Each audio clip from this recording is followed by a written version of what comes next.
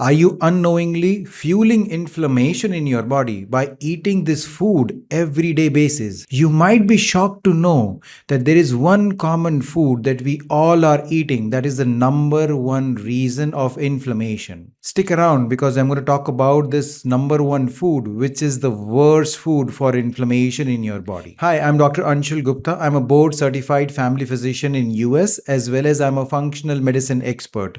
I help people reverse their chronic conditions, especially thyroid conditions, by fixing their underlying root causes. Today I'm going to expose this one particular food which is hidden in a lot of the things that we are eating and we don't even know that is the number one reason of inflammation in the body. So let's get started. So what is this food I'm talking about? This food is sugar. Now, as soon as I talk about sugar, most people will be thinking about either white sugar or brown sugar. No, I'm talking about sugars hidden in your food. I'm talking about honey, agave, maple syrup, jaggery, fruit sugars, sugar hidden in your other foods that you are eating on the daily basis. All of this combined sugar is the number one reason of inflammation. Now, the important thing is to find this hidden sugar in your diet that you are eating on the daily basis that you might be thinking is actually healthy for you, but in reality, it is harmful. You don't believe it? So let's talk about scientific studies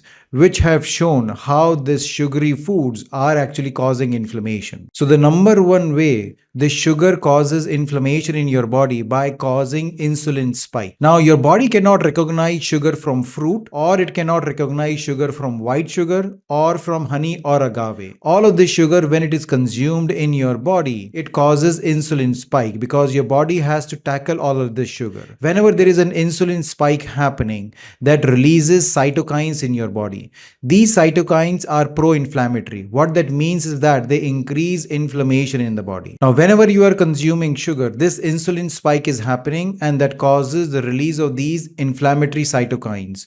Over the course of days to weeks to months, this constant cycle keeps on happening, and that's the reason it causes chronic inflammation. The second way this sugar causes inflammation in your body by making changes to the gene expression of your body. There are certain genes in your body which, when they are turned on, causes release of something called chemokines and interleukins. These chemokines are responsible for increasing inflammation levels in your body. Whenever you're consuming sugars, it has been shown in scientific studies that it can trigger or turn on these genes, and that's the second reason it causes inflammation. The third way sugar causes inflammation is by changing your gut microbiome. We have trillions of bacteria that lives in our gut, some good and some bad.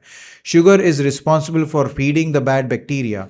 Also, sugar is food for candida or yeast. We have seen that people who are consuming sugar on the regular basis have high amount of bad bacteria, which is called SIBO, and they have high amount of candida in their gut, which is called SIFO. And this high amount of bad bacteria and candida causes increased inflammation levels in your gut. The last way sugar causes inflammation is by increasing your gut permeability, which is also called leaky gut. Sugar is toxic to your gut lining. There are protective cells called secretory IgAs and other cells which are lining your gut. Sugar directly impacts the functioning of these secretory IgAs and reduces their production, and thereby is responsible for causing this leaky gut.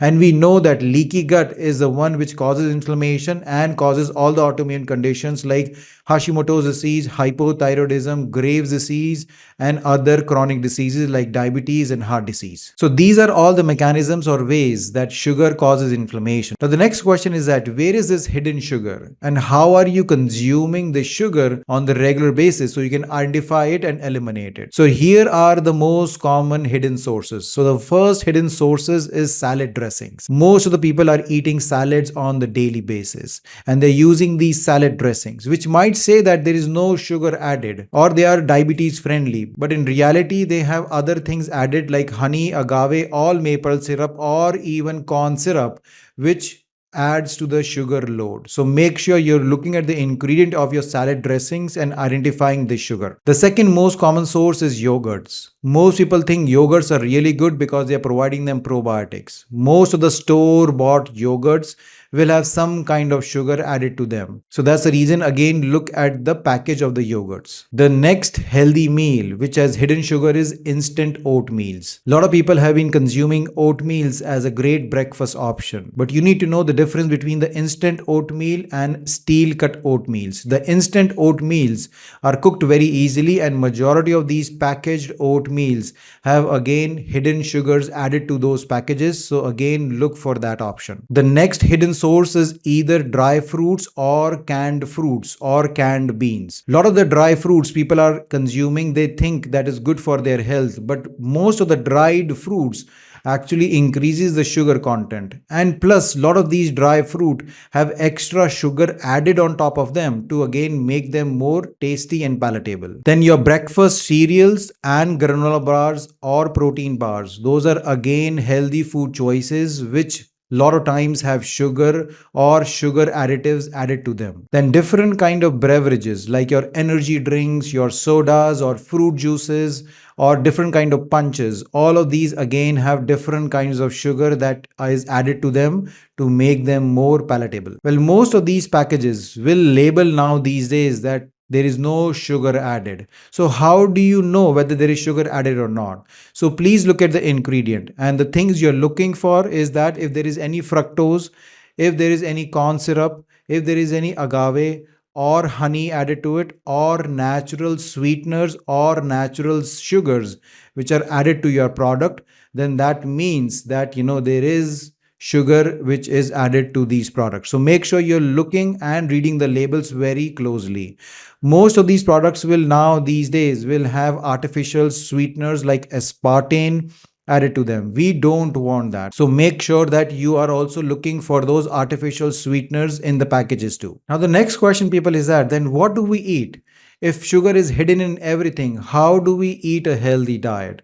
So here's my tip towards eliminating sugar and eating a healthier diet. So first of all, you need to replace all of these sugary foods with natural sweeteners like stevia and monk fruit. We have several research studies which do say that stevia and monk fruit are pretty safe and they're very different from other artificial sweeteners. So you can consume them.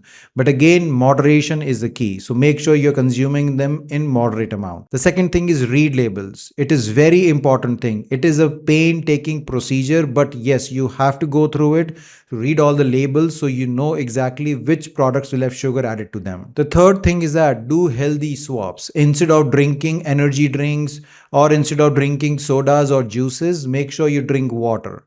You can add flavored water. You can add some lemon, lime, cucumber so that this water is flavored for you. So one thing you can do is that whenever you are eating something sugary like a fruit, then you always consume something fibrous with it.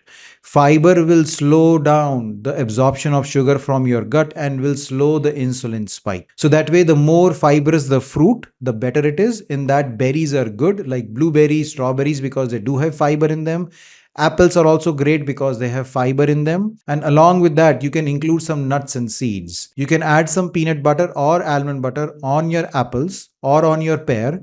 That will again give you that fiber and will slow down the sugar absorption. To stop sugar craving, the food that works the best is high good fats, which includes nuts and seeds like pumpkin seeds, sunflower seeds, almonds, walnuts, or high protein meals like chicken, fish, turkey, or even vegan or vegetarian sources of protein like beans, lentils, and again chia seeds, flax seeds. So make sure you're consuming them in good quantities. The best thing is to start your mornings with a chia seed water. That is going to keep you full, will give you a lot of fiber and good quality protein, and you will see your sugar cravings reducing drastically. Eliminating or reducing sugar in your diet is going to be a complete game changer. That is going to instantly reduce your inflammation and also improve how your body is functioning. You are going to feel more mental clarity, you will have more energy, you will have less pain in your body, and your disease processes and your thyroid is also going to get better. I hope you like this video. If you do, please like and subscribe to this channel, and please share this information with people around you so we all can get healthy and benefit from this information. See you next time. Take care. Bye bye.